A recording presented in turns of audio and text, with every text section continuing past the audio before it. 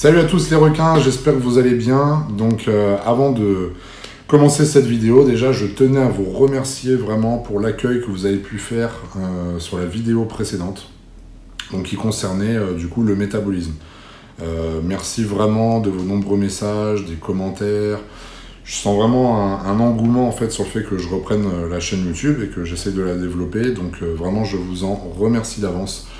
Et n'oubliez pas vraiment que juste pour me soutenir, c'est tout simple, c'est qu'il suffit de vous abonner, de liker et de partager un maximum. Voilà, c'est la seule récompense que je peux avoir, donc encore un grand merci pour tout. Bon, maintenant fini le blabla, on va attaquer directement dans le vif du sujet aujourd'hui, donc c'est cheat meal, produits dopants et musculation.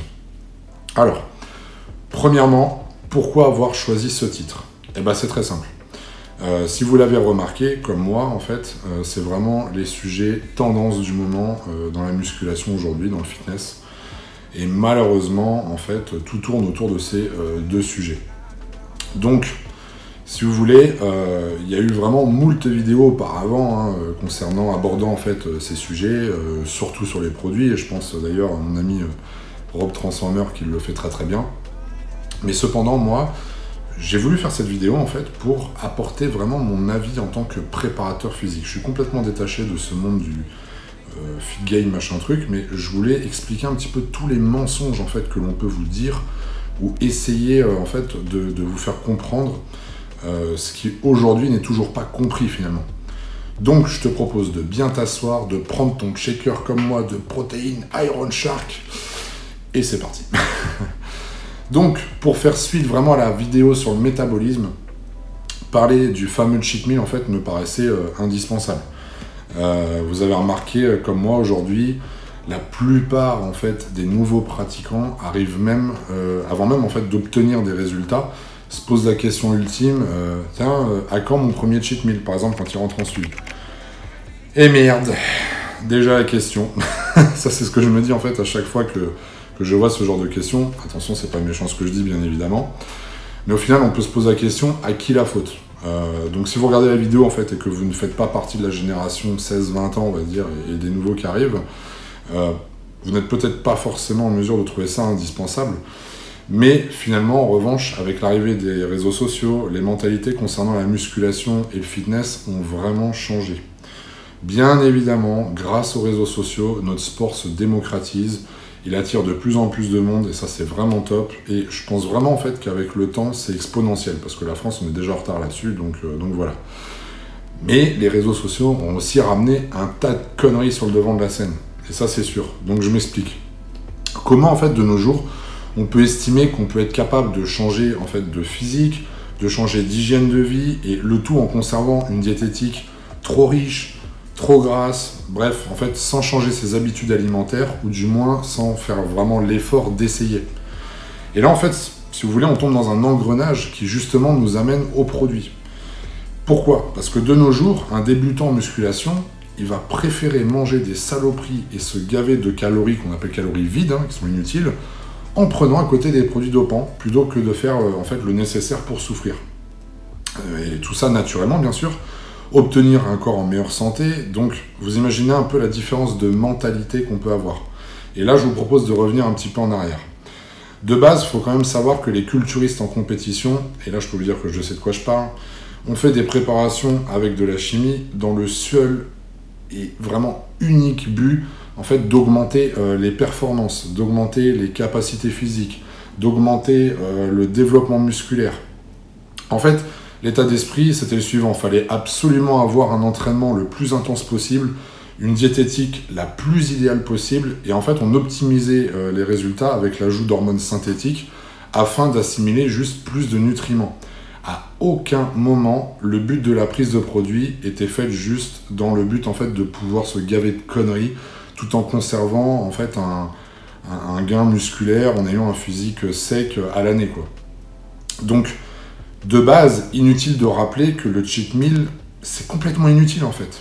D'un point de vue nutritif, il permet juste de conserver une vie sociale, de sortir avec ses amis, sa femme, ses enfants, de ne pas se renfermer dans une bulle, je dirais même en fait dans une prison de verre, voilà, où on est seul face à soi-même, Ça permet également de se faire du bien, en fait, mais psychologiquement, en fait, d'apprécier de temps en temps les bonnes choses. Mais aujourd'hui, le vice est tellement poussé loin que les gens pensent que ce fameux écart, ce cheat meal, est indispensable pour la fonction du métabolisme. Et pire, que celui-ci va leur donner encore plus de masse musculaire, puisqu'ils ont vu ça sur des vidéos internet, où tu vois, par exemple, des gros et secs, qui se permettent d'en faire régulièrement. Maintenant, en fait, je vais être vraiment cash avec vous, et comme d'habitude, le plus transparent possible. Voir des bodybuilders en poids lourd manger beaucoup de junk food hors saison et rester propre, c'est juste en fait le résultat d'un organisme qui brûle énormément de calories. Je m'explique. Comme j'ai pu expliquer sur la vidéo précédente, plus le poids de la personne est élevé, surtout si en fait il y a vraiment une forte masse musculaire, et du coup plus son métabolisme basal est augmenté. Donc conséquence, dans tous les cas, s'il veut prendre du poids et de la masse, concrètement, il est impossible de se cantonner qu'à 6 repas par jour et 6 repas sains. Il suffirait à la limite de manger encore plus de repas, mais vraiment ça ne suffira pas parce que, en plus c'est pas sûr qu'on y arrive parce que l'estomac, il sera pas en mesure en fait de contenir toute cette nourriture. C'est vraiment très compliqué. Donc la solution en fait, c'est de manger encore plus de calories dans une quantité plus restreinte. Donc c'est ce qu'ils font, et je sais, je suis passé par là aussi, lorsque je pesais 130 kg avant de me préparer pour Colmar en 2017. En fait, le simple fait de manger de hautes quantités de glucides, mais des glucides sains, vraiment de la nourriture saine, me faisait déjà sécher en fait. Donc c'est pas une question de produit en soi, mais ça reste quand même étroitement lié. Parce que si vous faites plus de 100 kg en étant qualitatif, je parle de muscles assez secs, vous serez en fait une machine à brûler les calories. Sauf que bien évidemment, pour atteindre plus de 100 kg, naturellement, c'est quasiment impossible.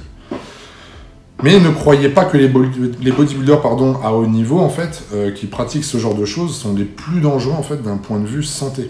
Loin de là, je vais vous expliquer. Parce que là, on a une nouvelle génération qui arrive. En fait, c'est la génération vraiment des personnes qui veulent rester sèches à l'année et continuer de se goinfrer tous les jours. Ce sont ceux-là, en fait, les profils les plus dangereux. Et là, une fois encore, je m'explique. En plus déjà de la malbouffe qu'ils infligent à leur corps au quotidien, en fait, on a ces personnes qui prennent justement des produits pour rester secs et limiter, on va dire, entre guillemets, les dégâts. Je pense notamment à la prise d'hormones thyroïdiennes, T3, T4, à la prise de brûleurs dangereux du style clenbuterol, etc. Je ne vais pas vous faire le listing des produits. Et le pire dans tout ça, en fait, c'est que contrairement aux bodybuilders professionnels et aux compétiteurs, même dits amateurs, ces personnes, en fait, en prennent toute l'année. Alors que les compétiteurs, il faut savoir qu'eux se préparent en général sur 16 semaines. Vous voyez la différence? C'est un comportement vraiment complètement dangereux, irresponsable. Déjà que la santé se retrouve entachée avec la prise en fait, des produits, mais si en plus on rajoute à cela la malbouffe, finalement, en fait, on rentre vraiment dans un engrenage très négatif où la perception de soi et le physique prennent le pas sur la santé. Et c'est ça qui devient inquiétant. Alors, au final, pourquoi je vous fais cette vidéo?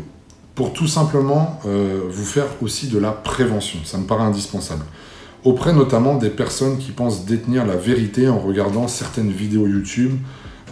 Et en tant que préparateur physique, je ne peux pas, en fait, si vous voulez, rester dans mon coin à rien dire.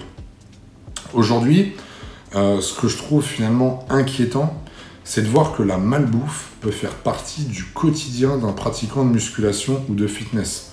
Et tout ça, en fait, tant que les calories sont respectées, tout va bien. Alors, moi, sachez que je n'ai absolument jamais calculé les calories en fait, de la diète concernant mes suivis. Je me base que sur les macros et micronutriments. Et en fait, je ne vous parle même pas des produits anabolisants qui deviennent, en fait, de nos jours, ça devient la potion magique, quoi. On prend ça, c'est le miracle. Mais en fait, tout ça, c'est archi faux, faux et faux. Bien évidemment, je ne vous mens pas qu'on évolue plus vite avec ce genre de produit, mais n'oubliez pas une chose, on ne fait pas d'un âne un cheval de course. Ça ne changera pas ça. On ne remplacera jamais non plus le travail et l'abnégation. Donc en fait, s'il vous plaît, vraiment, arrêtez de penser que tout peut venir en claquant des doigts dans chaque domaine. Pour gagner en performance, on le sait, il faut savoir être patient.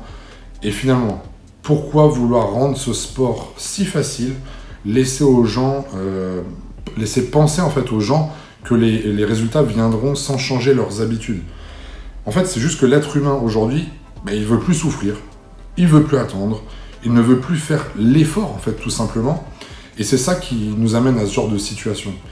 Chaque sport de haut niveau est imprégné dans le dopage et c'est indéniable.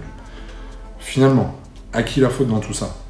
Tout simplement, moi je pense que c'est la faute déjà aux juges, aux spectateurs, etc. En fait, c'est les premières personnes à critiquer le dopage, mais ce sont les premières personnes à l'encourager indirectement. De nos jours, par exemple, il faut du spectacle, il en faut toujours plus. Les médias également mettent en avant les performances les plus extrêmes. Et en fait, ce sont eux les mêmes à pointer du doigt les sportifs contrôlés positifs. Mais c'est eux qui les poussent à faire tout ça, vous voyez ce que je veux dire, pour avoir du résultat. La réalité, elle est bien là. Et en fait, nous sommes dans une hypocrisie la plus totale, sans juste milieu. Donc, en fait, retenez juste une chose, faites les bons choix. N'essayez pas de tomber dans la facilité. Non, les produits dopants ne sont pas obligatoires pour progresser, loin de là. Non, les cheat meals ne sont pas bénéfiques en musculation.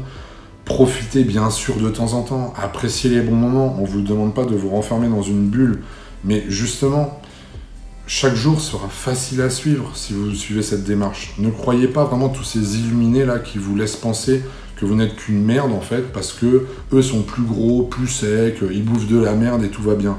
Et ils vous mentent en fait tout simplement, donc faut pas se décourager vis-à-vis de ça. Il n'y a pas que le physique non plus. Pensez aussi à ce qui se passe à l'intérieur, parce que faire ce genre d'écart et compagnie, n'oubliez pas que vous gérez aussi l'intérieur de votre corps. Enfin voilà, j'ai fait le tour. Petite vidéo, j'ai fini là-dessus. J'ai juste voulu vous apporter en fait quelques notions concernant en fait tout ce qu'on peut dire à l'heure actuelle et la différence entre ce qu'on vous raconte et la réalité du terrain. Voilà.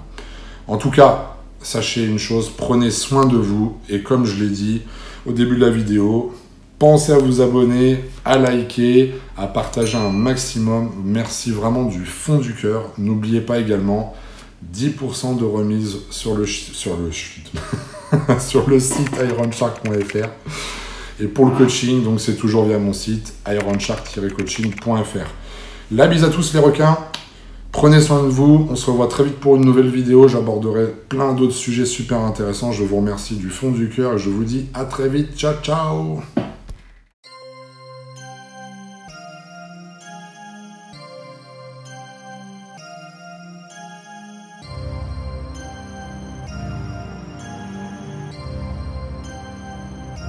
Chris's Creed.